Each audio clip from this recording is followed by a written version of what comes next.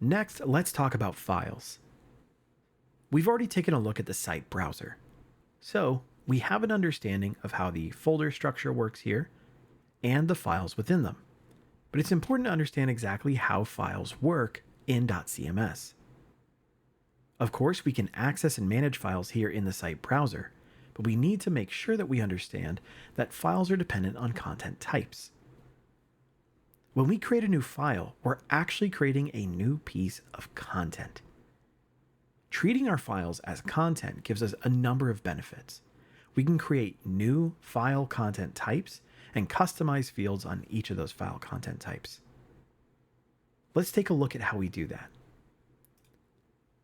Looking at our content model and content types, here we can see all of the content types available to us. Again, whether or not you can access this and manage it depends on your permissions. This may not be something that you yourself can modify, but it's important to understand how this works when creating files. Again, files are content. So let's take a look at file content types. If I click the drop down here, I can see files. Here I have files and images. So images are files. If I click on the image content type, here I can see all of the fields that make up my image content type. When we create or upload a new image here within our site, it will contain a number of different fields of information dependent on our content type. In this case, it includes things like our site or folder, the title, file name, tags, and file asset. If we scroll down, we'll see a description, some metadata, whether or not to show this on menu, and the sort order. But we could add fields or remove fields and make fields required or modify them otherwise. Again, this is likely beyond your realm of responsibility, but it's important again to understand how this works. If I go back to content types, go to file, and choose my file content type, we can see that these fields are slightly different. For instance, we don't have the tags field here, and we don't have multiple columns. All of these can be created and modified to fit our needs within our dotCMS implementation. So making sure that we're using the appropriate content type for our files is important. Now that we see how this is created on the back end, let's take a look at our actual content. If I go to content and then search, let's search for our sloth. If I search for it here, we'll notice it doesn't return. And this is mainly because it is searching for an image content type. Now, I know, because I know my content, that our sloth image is actually uploaded as a .asset content type. So even though it is an image, it's being handled as a .asset. What is a .asset? Well, .assets are very similar to files. When we are creating files in dotCMS, we can choose to create them in two different ways, depending on how we plan to use the files. These are slightly different base content types, and they have different advantages. The most important thing to consider when choosing whether or not to use a file asset or a .asset type is how we're going to use the file. In general, files which are intended for access via a fixed URL that we want to access by visiting that URL are best implemented as file assets. And files which are more intended for use as internal assets to be displayed on pages, but not necessarily downloaded individually, are best implemented as .assets. So in this case, we plan on using our sloth image within the blog and displayed purely there, but not necessarily accessible via the front end, just viewed within our styling. So we have created it as a .asset. Now, if I click on my sloth image, we can see all of the content properties for this image. Here we can see the site or folder where it lives, the asset itself where we can get to our image editor. We can see the info for this image, visit the file link or the version path, and here we can see the ID path. And we can add tags if we wish. Tags help us to identify content and organize that content in a way that is most appealing and most advantageous for our end users. For instance, we can create a personalized experience for our end users using tags. Now, all of these fields are dependent upon our .asset content type.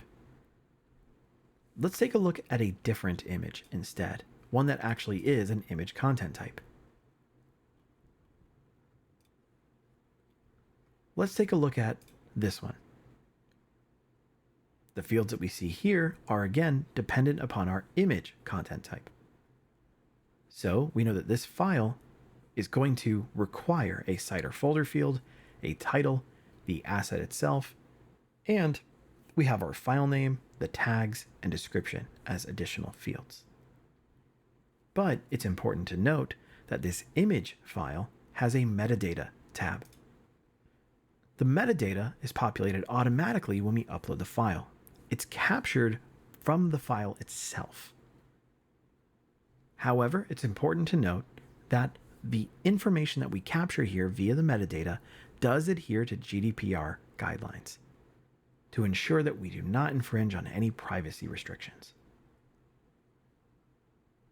Here we can see the metadata that has been captured, things like the file size, the height, if it is an image.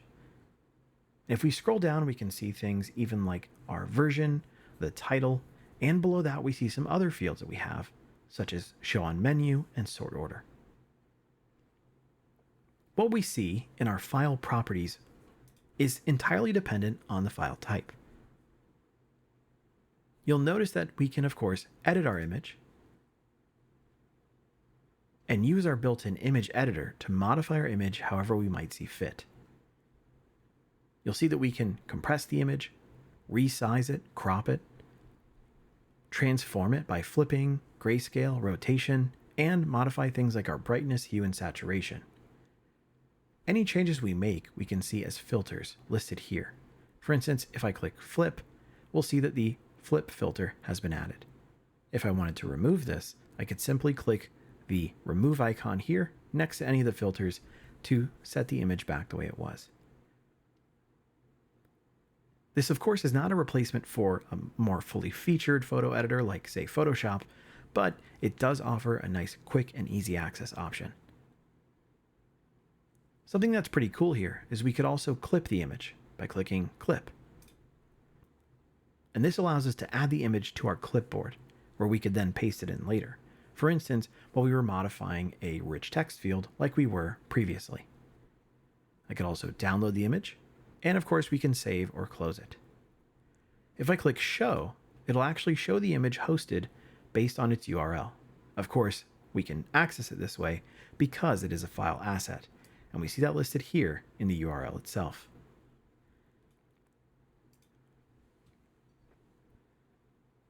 Now I'll close my image editor, and let's talk a bit about managing our files within the back end. If I close this window and go back to my site browser, you'll see that we can view some files here if we needed to, if we had files there, for instance, in our images folder. If I go to images and then blogs, we can see a number of photos listed here. Now, if I wanted to, I could go ahead and click the blue plus sign in the corner and upload a new image or file. I could choose which type of asset, like again, a file or image. In this case, I'll choose an image and click select. Here we get our file properties window, just like we saw before. It's already chosen the site or folder field based on where I clicked the blue plus sign and am adding the content. That is in our images, blogs folder. Then I can click choose file and select a file here from my personal machine. Let's add in this rhinoceros. I'll click open and it will upload the image using the information baked in. Here we can see the title is Africa Rhinoceros. However, we could change this if we wanted to. I could remove the .jpeg and we could leave it as Africa Rhinoceros. We'll notice though that even though I changed the title, the file name did stay the same as the original file. Of course, it bases our title on the file name. Here we can add in tags if we wish, like say Africa, or animal, or something else. And we can even search through tags that already exist. We can add a description for the file. And of course, we can save or publish. Looking at our metadata, we'll notice that it hasn't yet populated. We first need to publish the content before the metadata will be visible. Now, this is one way for us to add a single file or image. But what if we wanted to add multiples?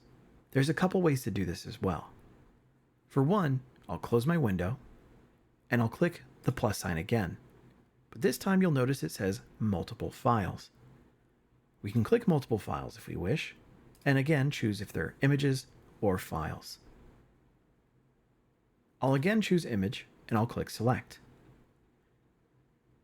You'll see it says we're adding them to this folder, which again is based on where we click the plus sign. And it says click the following button and select files from your computer. You may use the Control key on your keyboard to select multiple files. If I click Select Files to Upload, I can now choose a number of files. So I could click one, or I can hold down the Control key and click Multiples to upload them. If I click Open, now I have chosen multiple files to upload. Another thing to note is the drop-down here at the bottom. I can click this drop-down to choose exactly what workflow action I would like to take. Do I simply want to save this content? Or do I want to publish it and make it live? Or do I want to delete the content? We have a number of options here. In this case, I'll choose Save, and we can click Execute. Now it will upload those files, and this will take a relevant amount of time based on the size of those files. We'll see a pop-up about re-indexing our files, which is important when we are making sure that our content is visible within search. Now that we've uploaded multiple files, let's take a look at them in our Images Blogs folder. Here we can see Africa Pyramids, Pyramid 1, Kayak, and Rhinoceros.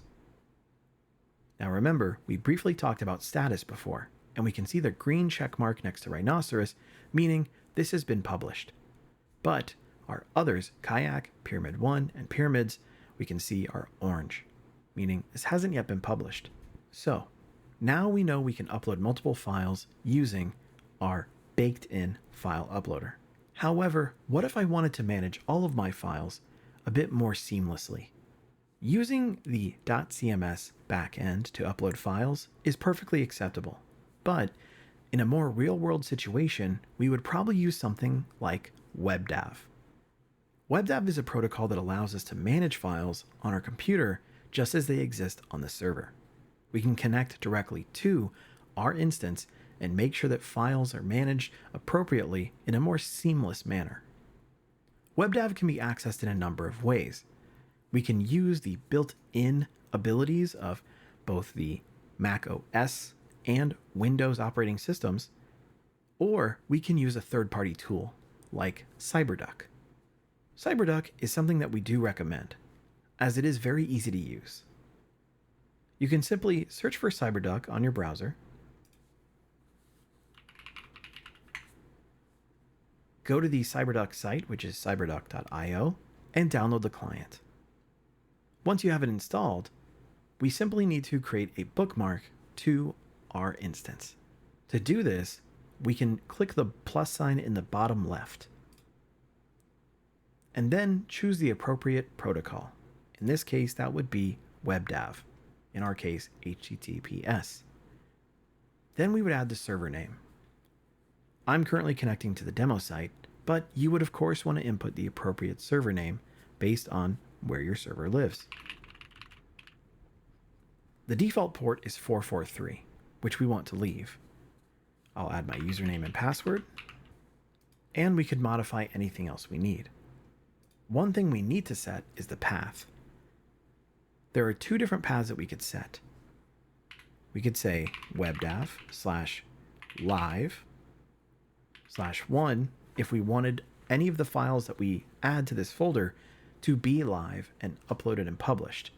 Instead, we could choose working if we want them to be uploaded but not yet published. Of course, we would choose the option that's more appropriate based on what we would like to happen when we add files to our site via Webdav. Once I've populated all the necessary fields, I could simply close the window and we can connect to this bookmark. We'll give it a moment to load. And just like that, I can access my dotCMS backend file structure from CyberDuck. We'll see our system folder and our demo.dotcms.com folder. Just to demonstrate this, I'd like to bring back up my site browser right next to CyberDuck and show you our folders align directly. The great thing about this is I can simply drop files into these folders using CyberDuck, and they'll show up here on my site browser. This makes it seamless and easy to move files where they need to go within our dotCMS instance. Of course, make sure that you're following whatever protocols are necessary for your organization.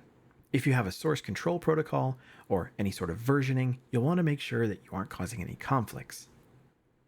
So, this is a quick look at files, but if you wanted a deeper look or reference back to any of the information we talked about here, make sure that you check out our documentation site. You can simply search for files or Webdav and find all kinds of information talking about things such as our difference between dot assets and file assets, or even walking you through how to set up Webdav for your specific instance.